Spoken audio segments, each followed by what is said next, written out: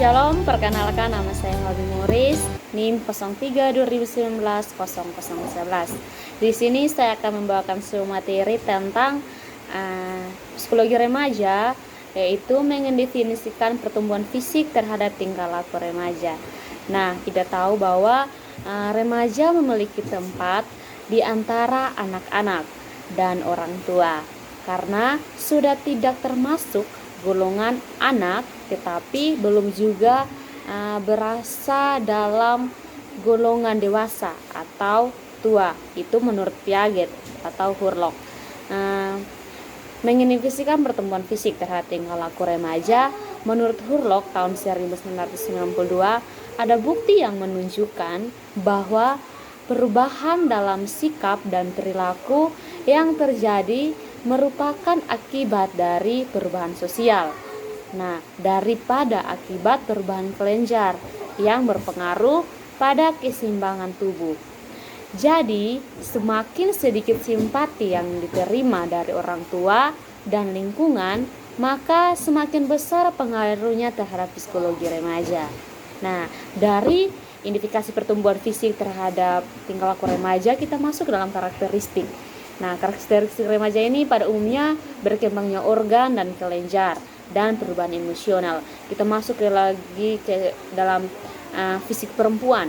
Nah, fisik perempuan ini karakteristiknya yang pertama mungkin membesarnya payudara, menstruasi, pinggul melebar, suara bertambah nyaring, tumbuhnya bulu halus di sekitar kelamin, terus tumbuhnya bulu-bulu ketiak. Nah, itu adalah ciri-ciri karakteristik dari perempuan.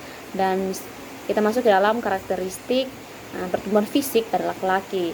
Nah, pertumbuhan fisik pada laki-laki ini seperti kita tahu bahwa pertumbuhan tulang-tulang, testis atau buah pelir membesar, tumbuhnya bulu kemaluan yang halus lurus di sekitar kelamin.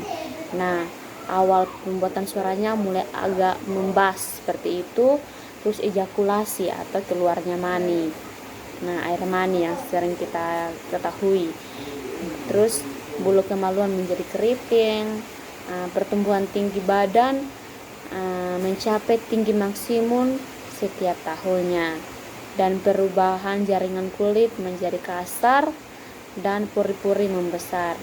Terus yang dialami oleh laki-laki adalah mimpi basah atau suara parau, pertumbuhan tinggi yang sangat cepat daripada perempuan.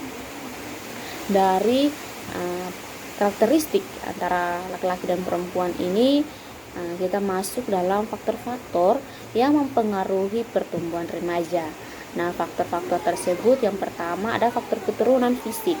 Nah, faktor keturunan fisik antara lain sama dengan salah satu anggota keluarga.